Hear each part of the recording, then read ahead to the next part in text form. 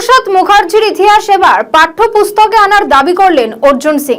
শ্যামাপ্রসাদ মুখার্জি হিন্দু এবং সনাতনীদের জন্য হোমল্যান্ড করতে চেয়েছিলেন, সেটা আমরা পেয়েছি।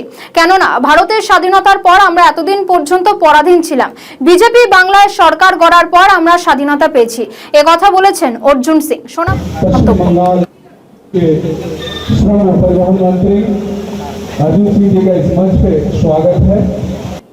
पश्चिम बंगाल भूमि के बांग्ला के माध्यम से आपको दिखा दे ब्लड डोनेशन कैंप में बांग्ला के माध्यम से आपको दिखा दे ब्लड डोनेशन कैंप में इस वक्त उपस्थित हुए हैं पूर्व सांसद अर्जुन सिंह, वर्तमान के सिंह जी से निवेदन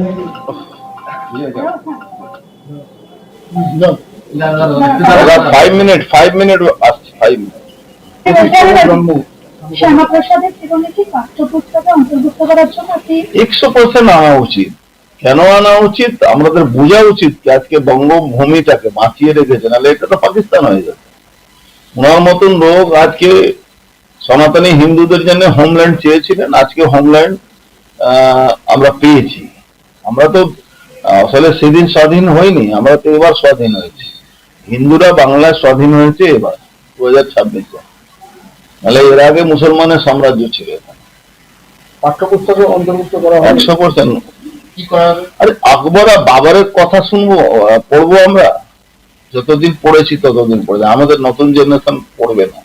কি চাইছেন আমরা চাইছি রাষ্ট্রবাদটাকে প্রত্যেকটা বাচ্চা, প্রত্যেকটা নতুন জেনারেশনের কাছে রাষ্ট্রবাদটা মূল তাদের মাথায় হোক, তাদের শরীরে হোক। এই রাষ্ট্রবাদটা ফার্স্ট নেশন, দেন শ্যামাপ্রসাদ মুখার্জির জীবনীটা তো এটাই। উনি তো লড়ে লড়ে এই দেশের জন্য, সনাতন একমাত্র তো দেশ ভারত পৃথিবীতে একজন হিন্দু দেশ আছে ইন্ডিয়া, সেই জায়গাতে একমাত্র লোকটা লড়াই করে আজকে এই জায়গা তার আদর্শকে নিয়ে সারা ভারতবর্ষের মানুষ একঠা হয়েছে মোদীজির নেতৃত্বে। তো আমার মনে হচ্ছে যে কি এটা আগেই করে নেওয়া উচিত ছিল। যাই হোক, যখন থেকে হবে তখন থেকে হলেও হবে। কোন ক্লাস থেকে হয়েছে?